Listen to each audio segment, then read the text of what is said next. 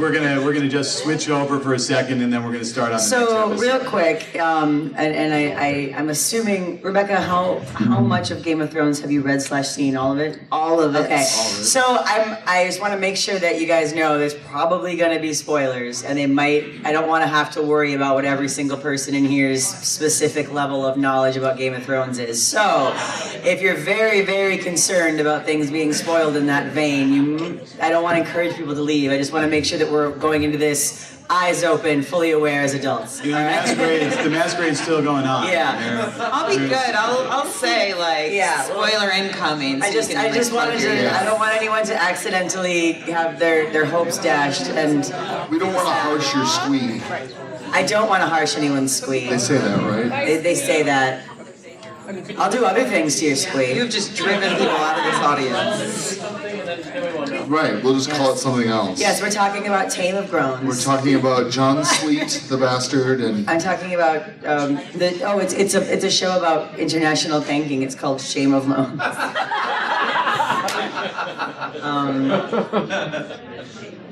It's about a construction... Hold on, I'm thinking of rhymes. I wanted to start a cookbook called Game of Scones, but then somebody on Twitter pointed out to me that there already is a Game of Thrones cookbook. Yes. So. An official. Yeah. It's like the only one George R. R. Martin. It's a Crossroads Inn or whatever. It's a show about some archaeological finds that go on tour and get a lot of attention. Fame of Bones. I'm not going to contribute to this because I already don't go to the funnel. And hold on, I'm thinking of rhymes. No, we're good. Wait. Right. It's the woman who's in charge of all of the Apple eye products, and she's the Dame of Phones. look at them all. They're not leaving because we're going to spoil the TV show. They're just leaving because of this. Yeah, and all your puns are generating a lame of groans. That's okay. This podcast recording is like a treat. Everybody's leaving. Wait, everybody's leaving. Alright, so we take away like a musical made by short people, a meme of gnomes. Alright. Thank you, I got applause. Nobody else got applause. Screw you both. That was the please stop applause. That was the this is over applause. Alright, so we're gonna start with a few moments of silence to start the next episode. I'm gonna go make sure the thing's recording. Hang on. Okay, well, Tim's gonna do something technical, so apparently we're not gonna have a moment of silence to get things started. Okay, we're good? Alright, we ready? need to pray first? Yeah, everyone bow your heads. Me, I would like to.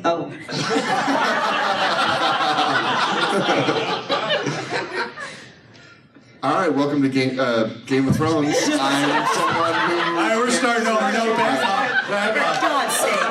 Okay, so what you all just witnessed is something that never actually makes it to the recording, and that's I fuck up everything I start like 5 solid times that we need to scrap. Hello.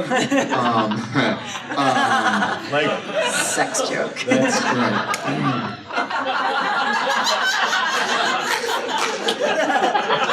You guys, we only have another 30 minutes. So. All right. Welcome to Geeks Without God. I'm your host, Nick Glover. I'm joined as always by my co-host, Tim Wick. Hello. And Molly Glover. Hey, that's me. I'm third. And we are recording live at CONvergence 2014.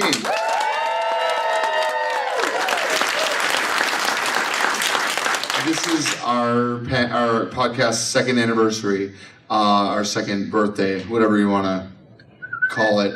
And so we have one of our first guests on to record with us live. We have Rebecca Watson from the Skeptics. Hey. It's been almost just over 100 episodes since we last had you on our podcast. Yeah.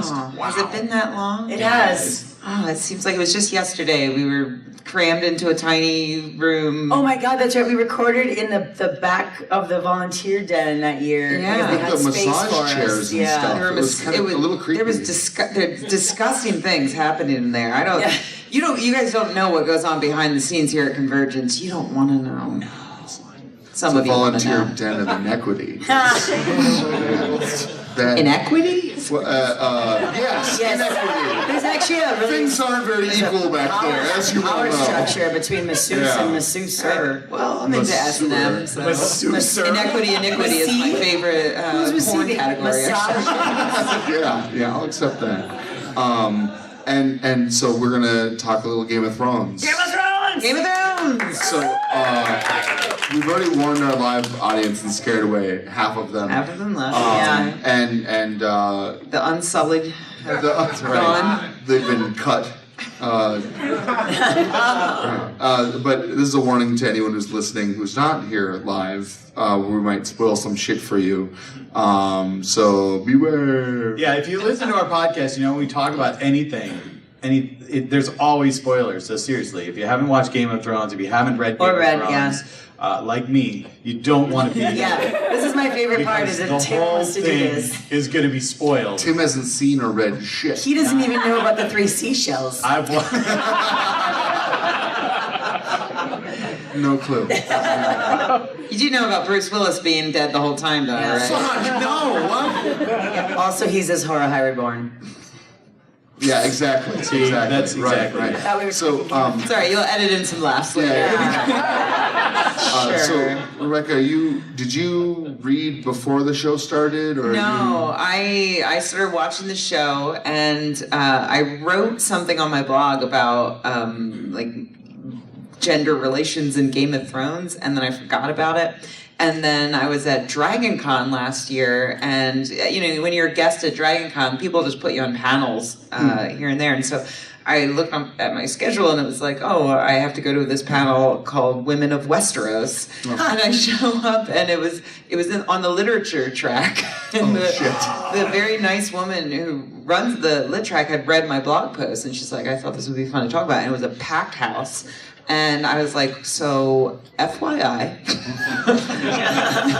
I have not read the books. And they ended up being the sweetest audience, though, because everyone just agreed that they would not spoil things, but it was so cute because we would be talking about, like, they were asking about problematic aspects of the series, and I mentioned, it was just me, by the way. It wasn't a panel. It turned out it was just me. Oh my god. no It was pressure? honestly though, it was the most fun I think I've ever had on a panel. I really enjoyed it because We'll like see. the audience was so great and stuff. Oh yeah, present company.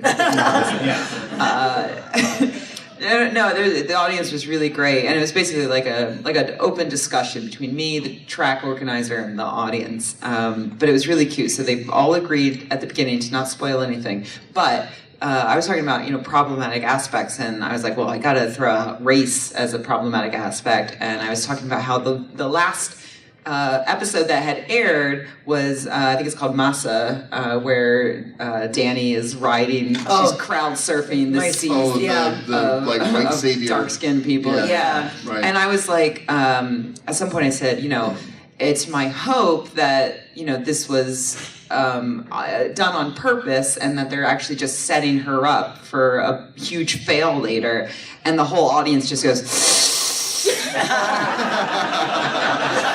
So it was really adorable because they were not going to spoil it for me, but their poker faces were just not good. So I started kind of like messing with them, and I'd be like, well, I'd have to say my favorite character is Tyrion, who never dies. I'm just like looking like we're like getting changed there.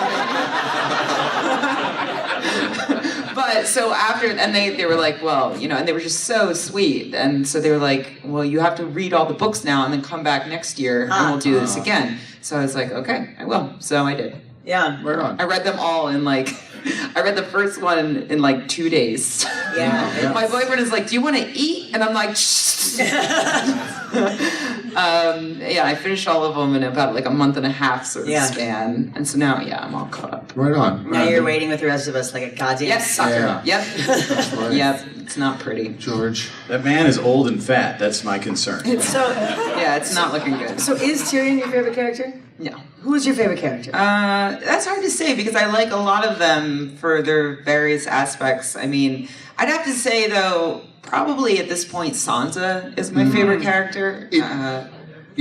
A lot of people who just watch the show and don't read, like, fucking hate her.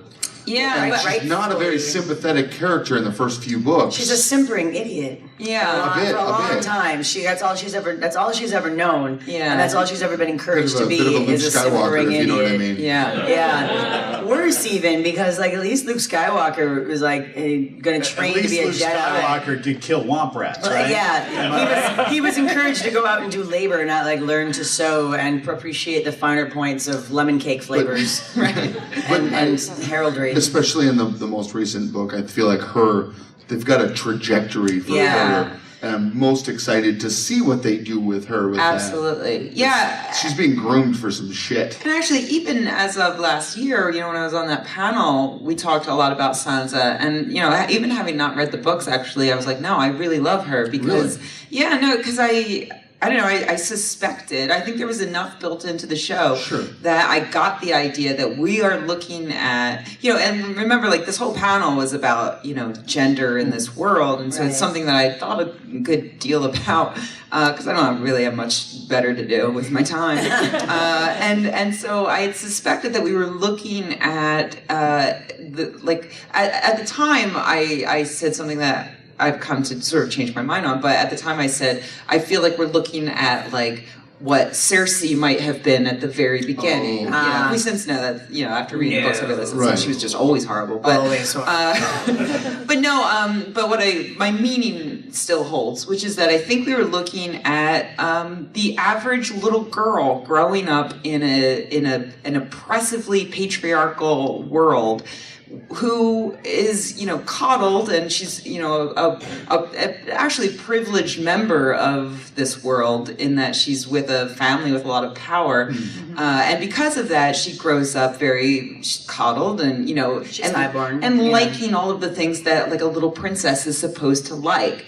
But then she is thrown into the game and has to learn how to play the game. Or die. Right. Those are no. She can play the game. She can die, or she can get pregnant, and be married off, and be miserable. But there's definitely a very real threat of death to her throughout the series because she's a character in a George R.R. Martin book. Beyond that, though, she has value being held by others. She's a pawn at the start of the game. I would even say that there was a point in the first book, maybe even the first two, where she wouldn't have been bored to death or miserable getting married off and pregnant if it was to a handsome younger guy.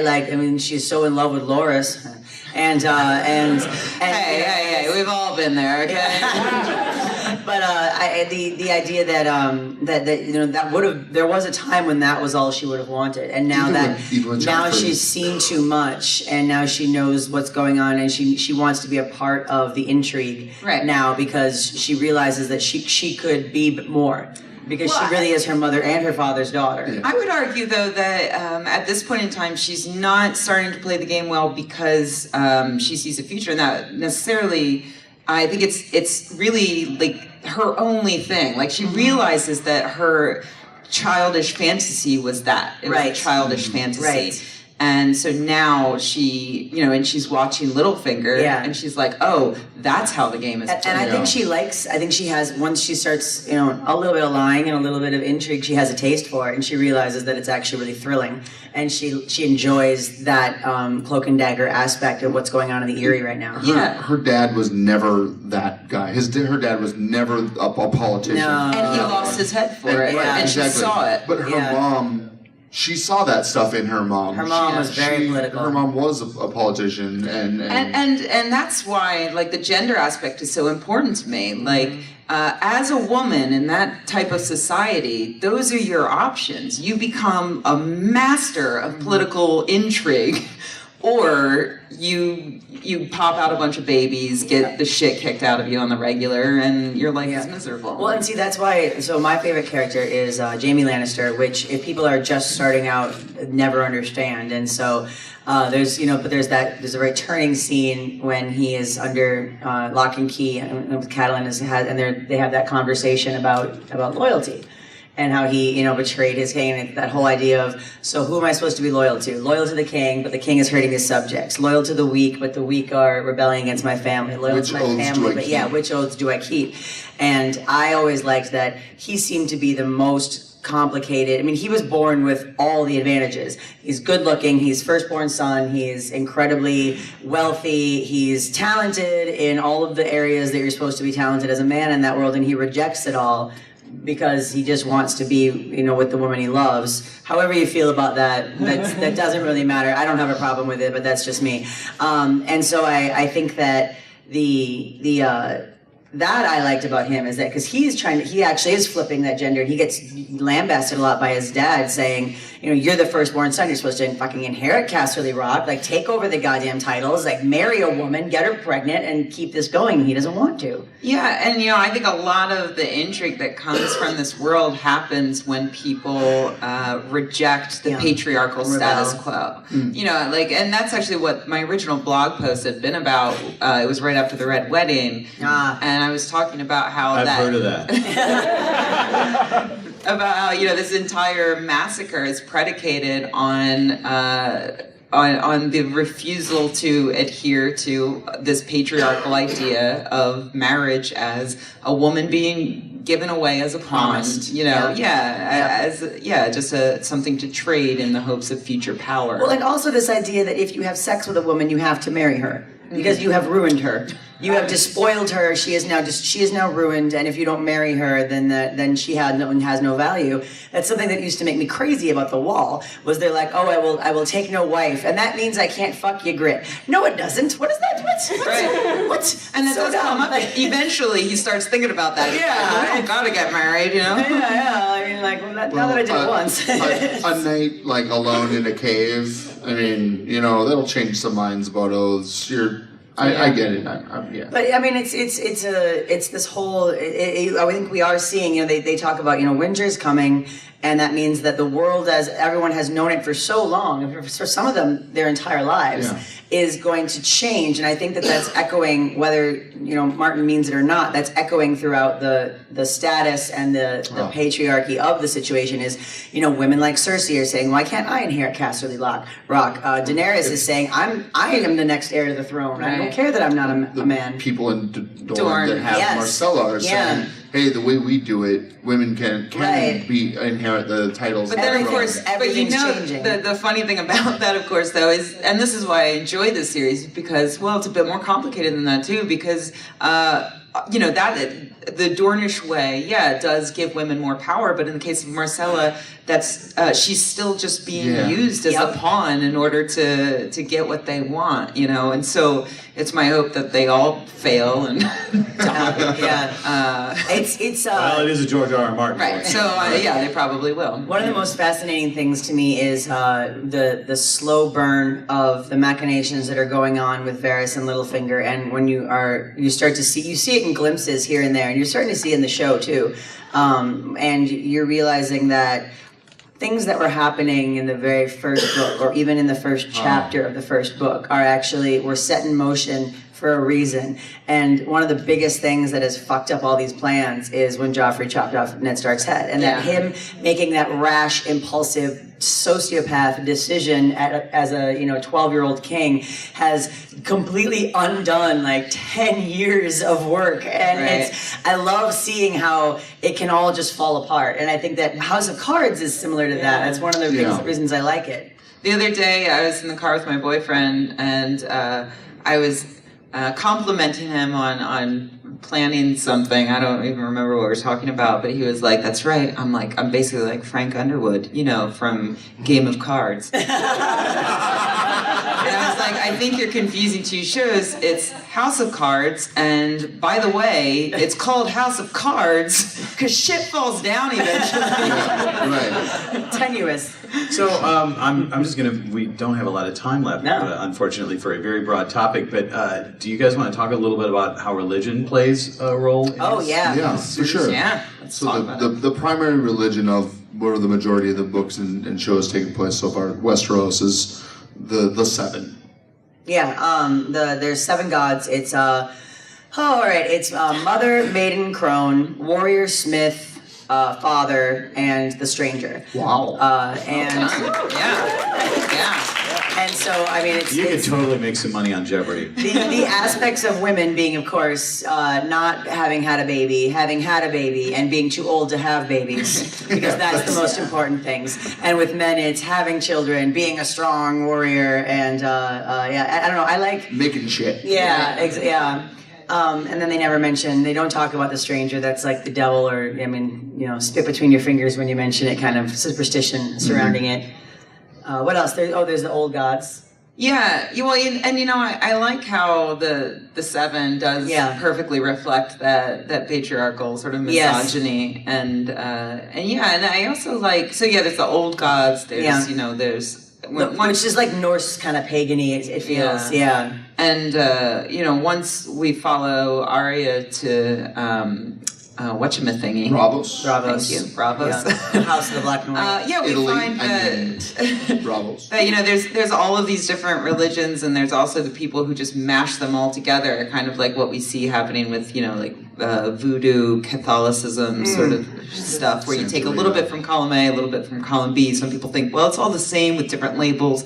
And one of the things I really like about this world is that even though there's obviously magic, a lot of the people who haven't read the books are like, really though? Because come on. No, that was she birthed that shadow from between her legs. That and did happen. Go murder people. That happened. It's few and far between, but it's there, and it does sort of start to ramp up, in the last book or two. But well, it's because that comet. I mean, they don't really talk about it as much in the show, but that a red comet goes across the sky, and pretty much once that happens, like magic is back. Or the dragons, or the cycle. Who the fuck knows? Yeah. So there's definitely magic in this world, but when it comes to religion, so far Martin has been completely agnostic. There's been absolutely no evidence that there is any kind of God. Because even the Melisandre, who's obviously wrong about a ton of stuff. It's kind of hilarious how wrong she is. She's there. Her religion, the R'hllor worshippers, it's a monotheist. There's our God and fucking everyone that's wrong. It's like I think of it as fire Jesus, because it's like the Lord of Light, and he will bathe us all in light and protect us from the horrors of the dark, and like that. This all makes sense to me in a world where there's no electricity. That you would be very afraid of the night, and the fires is what is holy, and that but it is very much, it's kind of Jesus-y in that one true Lord, and he encompasses all the other lords. But she admits oh no, 99% what I do is trickery. Yeah, she shows him powders and this will make a fire turn green and freak a dude out real bad. Yeah. So and even she when she becomes a POV character, you get to read her doubts and read her inability to know actually what's happening. Yeah, and when I was first just watching the show, I thought, they're setting up dueling gods. There's going to be, the fire god, and that's good maybe, but then there's this cold thing happening over here, and that's bad because those zombies are scary. But then the more you think about it, the more you read, it becomes a bit more complicated in that, Melisandre and Stannis are doing some not so cool stuff. Yeah.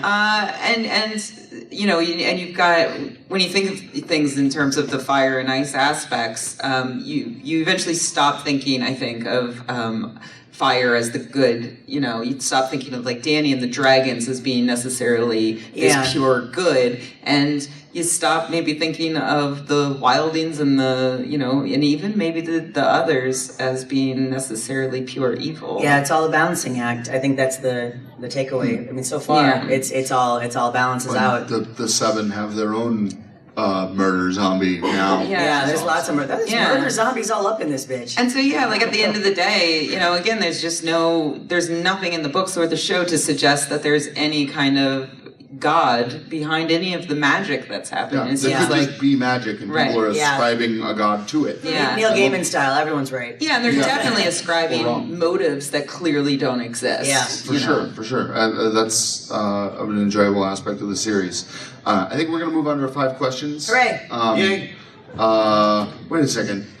Rebecca's been on before. I have She's been answered our 5 questions. She has to ask us 5 questions. The tradition is now she asks us 5 questions. So you're just going to make me do the work. Yeah, That's how we roll. All right. Well, You're lazy We atheist. do have to answer them. to be lucky for fair. you. We don't have that I Protestant have work ethic. I have written down 5 very important questions. Oh, thanks. These Science. have been burning a hole in my brain all day. I'm like, I gotta know the answers. Lay 'em on us, lady. All right, number 1. Which cosplay is the funniest cosplay to see done badly? I'm a huge fan of Fat Spider-Man. I like, there's a class of gentlemen, the Sailor Bubba. That's like Sailor Moon, Yeah, but- right, but like a Bubba wearing a Sailor Moon costume, that's always a pleasure to me. I'm a fan of any time a very, very hirsute man decides to dress in very small amounts of like lady clothing. Yep. I enjoy that. But there was one last year that was just a guy who was the little man in the canoe. Yeah. He was in a pink fur canoe and he was wearing a pink. It was amazing. And encouraging people to rub It was or amazing. something? Yes, he Yeah. was. Yeah. It was incredible. I'm a big fan of anybody who tries to do like a robot costume with cardboard boxes Yes. and they don't even bother to paint them. Absolutely. Yeah. Yeah, there was an awesome It's like a ghetto robot. Yeah. I enjoy that. Yeah. Okay. Number 2. If you could be any parasite, what parasite would you be and why? I choose fetus. Go. Damn it, that's what I was gonna say. Human fetus. Gross. Tapeworm. Malaria, because I'm Minnesotan and I feel mosquitoes are kind of like Minnesota patriotic. I like to eat, so tapeworm. Yeah, fair enough. That's good. I'm gonna say virus because they will eventually win. Okay. Yeah. All right. You're going with the whole I want to take over the world, and virus seems like the way to do it. But I mean, you're Tim just going wants to be to be like AIDS. just generic virus. Like you're not going to pick one. wants to be No, all of them, all the virus. He must be the Tim Wick virus and infect Like in everyone with Osmosis him. Jones. Okay. Oh.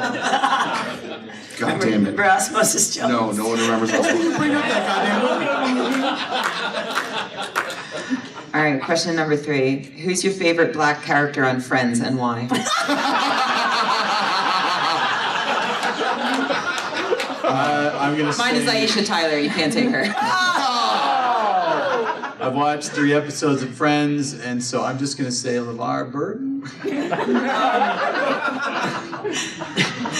No.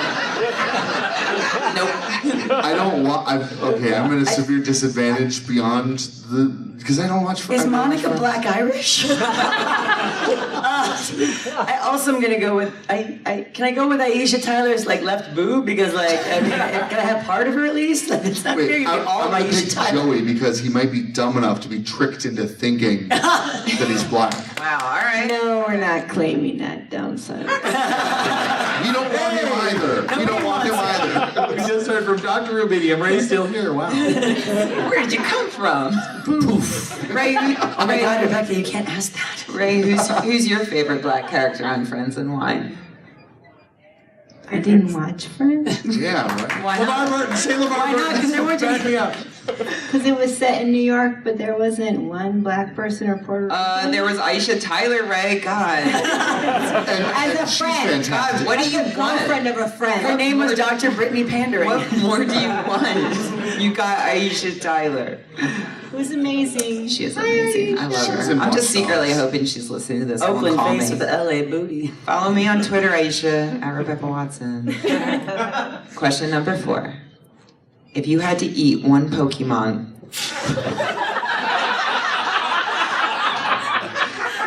which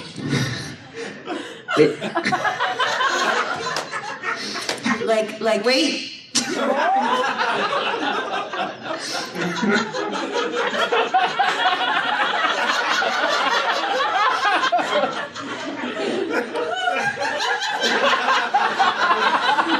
Do you need me to read this off?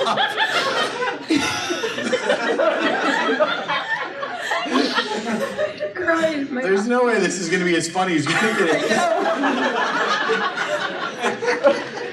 my eyeliner's running. If you had to eat one Pokemon, which one Pokemon would you eat and how would you cook it? That answers my question. Yeah. So I would take a Magikarp, and I think just like lemon and butter and tinfoil on the grill, maybe like a cedar plank, Yeah. just like real traditional carp Magikarp. Yeah. I'm going with a slow roasted Snorlax because I like a fatty meat. They'd be good and chili, I bet.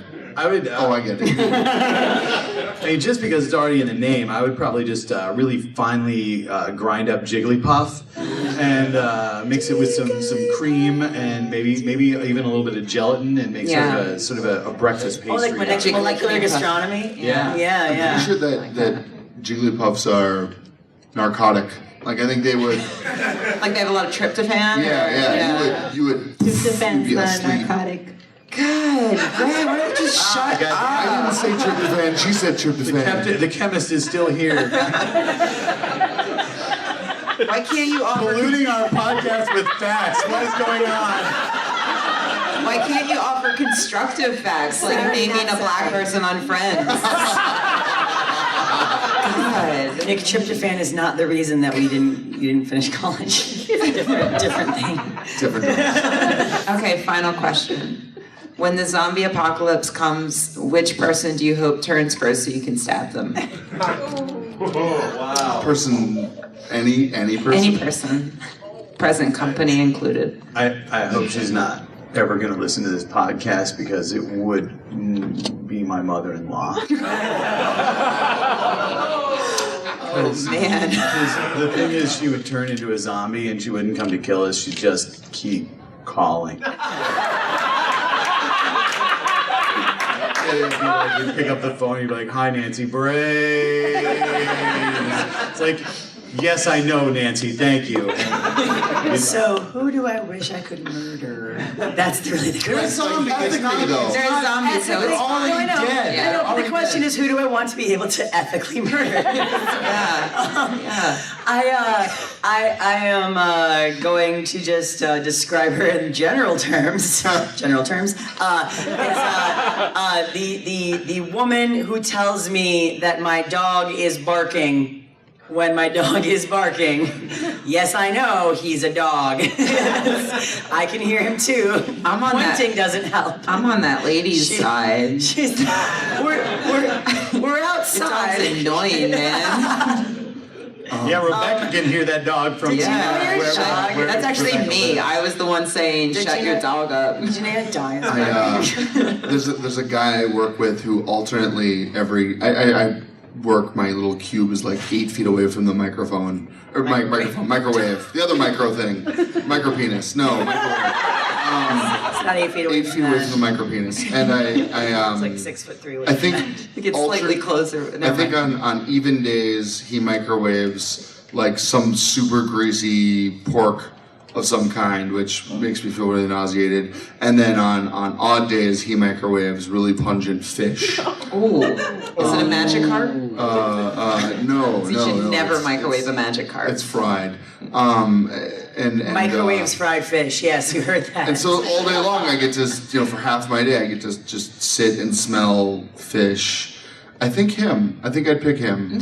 I'd like to murder him too because Yeah. he makes my life miserable by proxy. Because I never stop complaining about it. Every day. Rightfully so. Yeah. It's Yeah. okay. Also, I mean, he could work harder.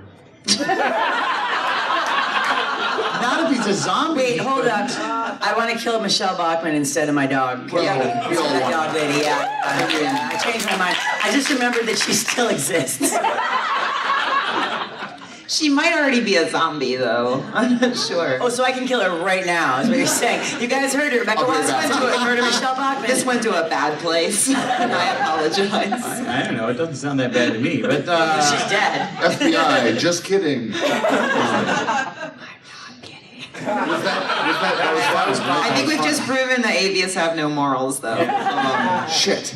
I have my own morals. Yeah.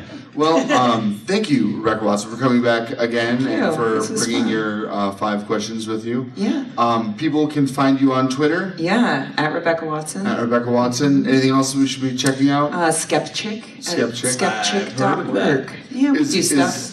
The Sorbocast still happening? Is that happening? I haven't done Sorbocast in a long time, actually, but I tell people about it because I really love that after idea. that last movie, what can you say about it? I know it's a lot. Oh, yeah, actually. Jesus, right. Yeah, a lot. It's still a lot. We're gonna keep trying to get him on the phone. We'll do a follow up. It'll happen. Yeah, it'll happen. If you one of pray these hard days. enough. Awesome.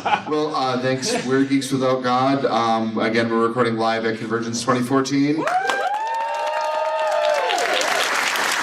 Thanks everyone for coming to see us live. Thank you. We love you. We'll see you next Tuesday. Yay!